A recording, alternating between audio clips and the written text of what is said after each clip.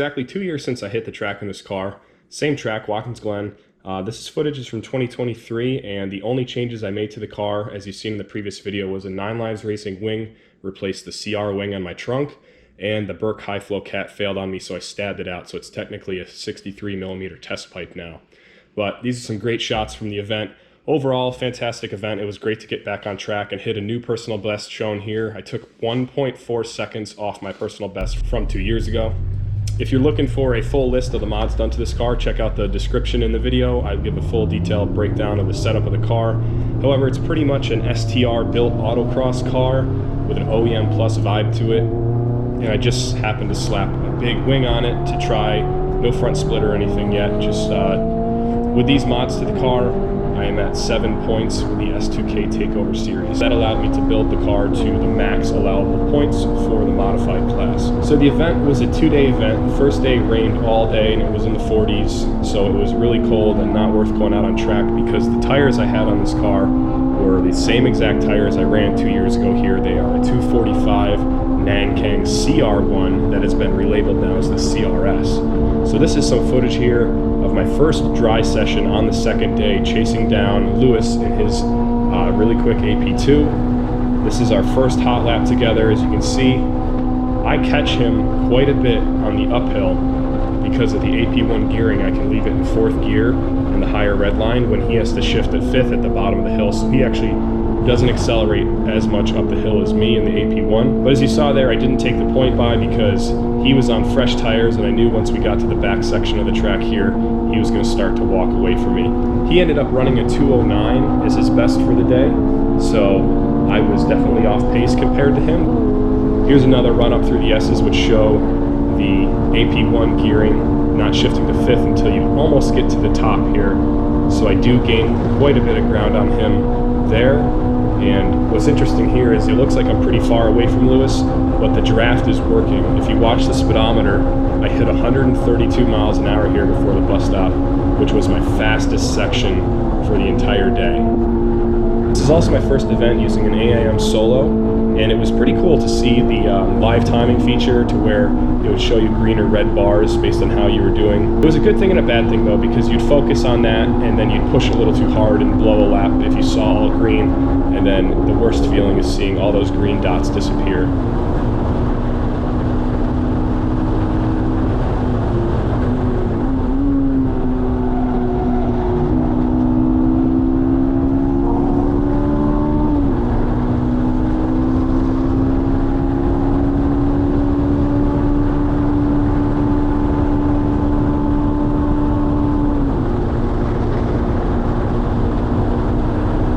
So this lap is my best lap of session number 1 on day number 2. And as you can see here, I'm in some clean air.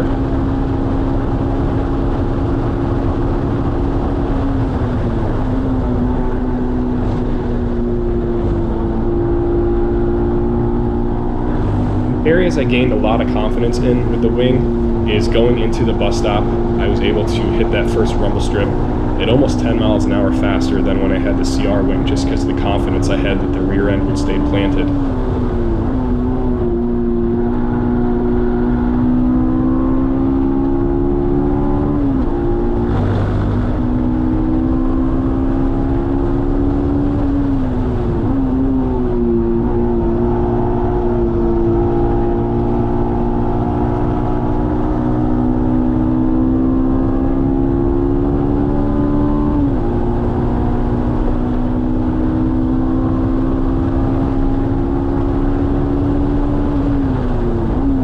Heel-toe downshifting is working great. Still, I'm using the brake pedal spacer that I developed a few years ago and I've sold quite a few of, so if you have one, shout out to you guys for buying them for me and making it a successful product. But ever since I put that on my car, I've been able to heel-toe downshift without a problem. I also gained a lot of confidence in this corner, almost staying flat out through here. As you can see, I'm exiting at almost 100 miles an hour and holding almost 100 miles an hour through that entire turn. As well as this last turn here, I was able to keep it in 4th instead of dropping to 3rd like I did 2 years ago, and enter that turn probably 5 to 10 miles an hour faster than I did in the past. This may not be related just to the wing. It may be more related to my second trip to Watkins Glen. So here's some highlights from session 2. I didn't set a fast lap really in session 2, so I just wanted to throw some quick highlights up for you guys.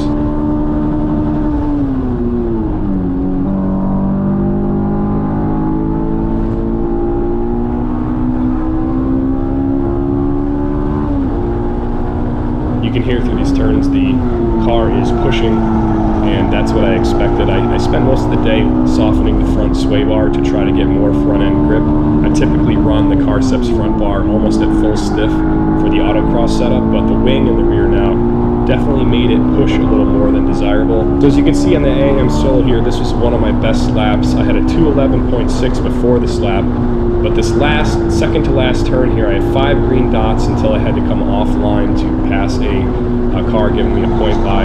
So my 5 dots in the AM solo dropped down to 1 there. So that could have been a 2:10 lap. I don't really know. It just wasn't meant to be.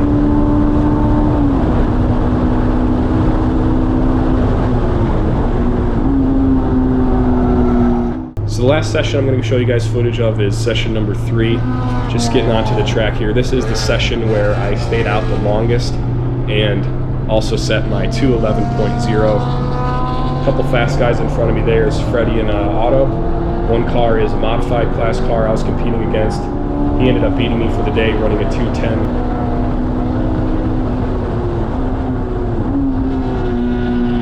So here's some footage of me trying to chase down Otto in his Supermod AP1.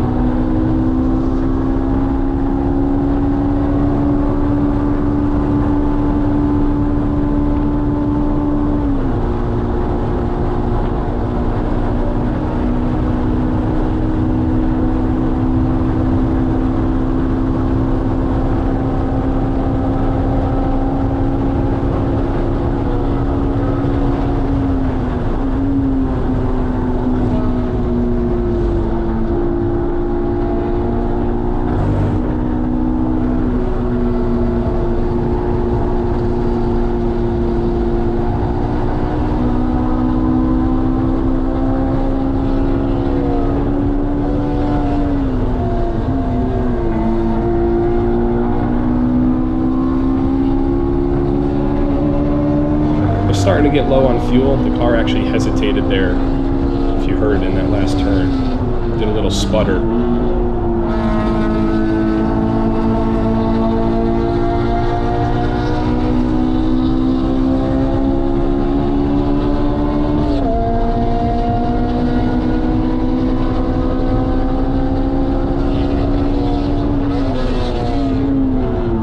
Again, just fighting a front end push all day without a front splitter on this car. It still was very pleasurable to drive though, and made it less of an effort to drive fast with the big wing on it.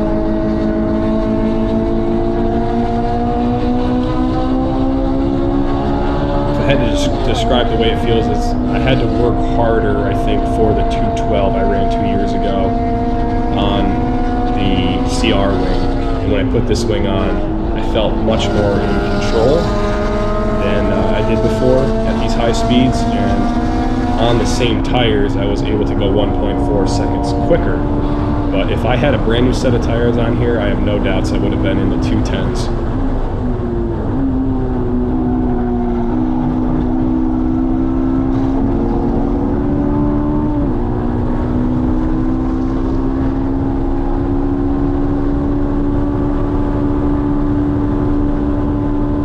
Again, just letting that F20C sit at almost 9,000 RPM the whole way up the S's is painful to listen to, but is the fast way through that section with this type of car.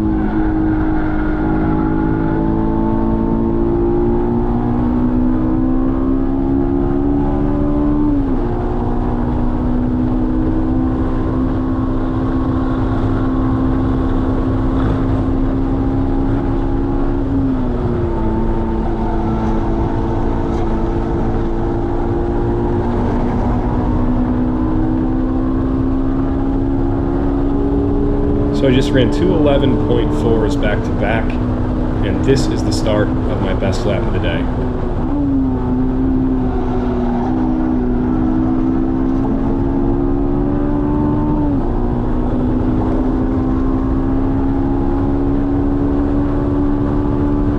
My good friend Connor in his modified AP2 was up in front of me, and I was able to steal a little bit of his draft, give him a little shake and bake on the backstretch here.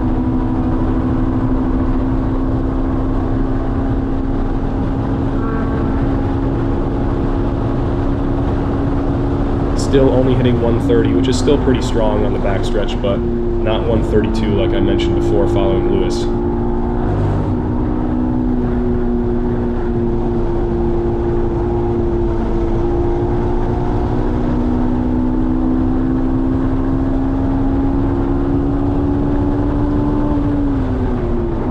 Little bit of a mishap there on the downshift, and the car wiggled a little bit since I kind of missed the rev match downshift, the heel toe there. So as I noted, that could have been my 10th right there for missing the 210 lap I was aiming for.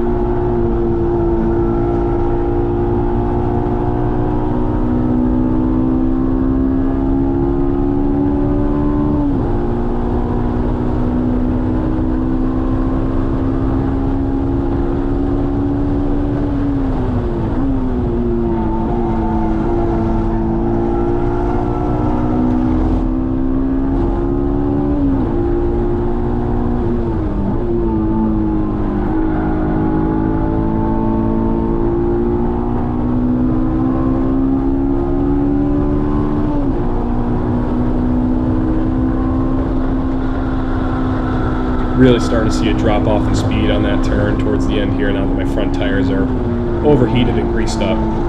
But it was still good enough for me to push just hard enough on this lap to get the 211.0. So since I caught traffic here, I regrouped, did a cool down lap here, and came back at it one more time before the end of the day to try for that 210.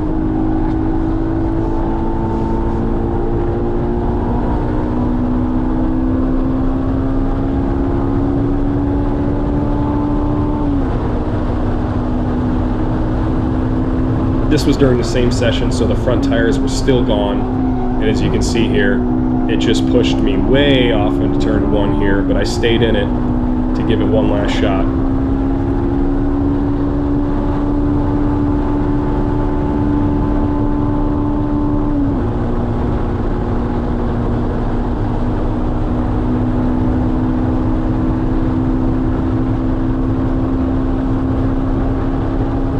Trying to stay calm here and brake as late as I can, touching 131.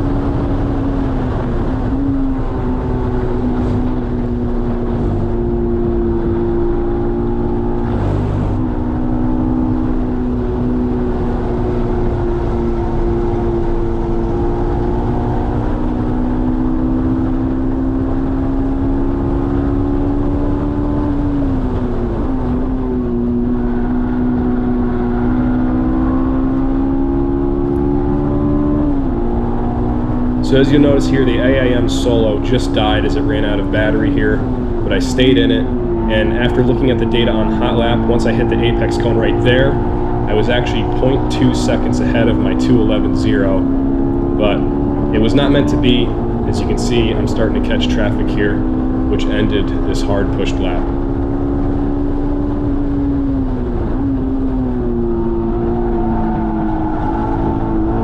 Pulling it back into the pits here. To recap, absolutely fantastic time. It was such a great experience to get back out on track and get the adrenaline going again. Special thanks to Brad and S2KTAKEOVER. He puts on some awesome events, and they're always a great time with great people. One of the best times you can possibly have is showing up to one of these events and hitting the track with this group of guys. Whether you have an S2000 or not, it's open to all cars. So thanks for watching, guys. I hope to bring you more track content in the future. Give the video a thumbs up, and I'll see you in the next one. No! Well, I saved it. I felt like I got into 6th by mistake. But I'm going up the hill and I went into the 5th, and I'm trying to go down to 4th, and I went into 6th. To 4th, and I went into 2nd. So then that's when you saw me like just disappear because I just let off. Yeah, I was like, there's no way. Yeah, I just called it. Did you get any better? 11-0. 11-0? Then the solo died, so I'm like, I'm done. Yeah. I money shook and I called it. And then if you look at my tire pressures, I'm 40 all around. I forgot, I put the wheels on trying to rush so we could get out. I forgot to touch it. I wanted to keep going because, man, I saw that 11:04. I'm like,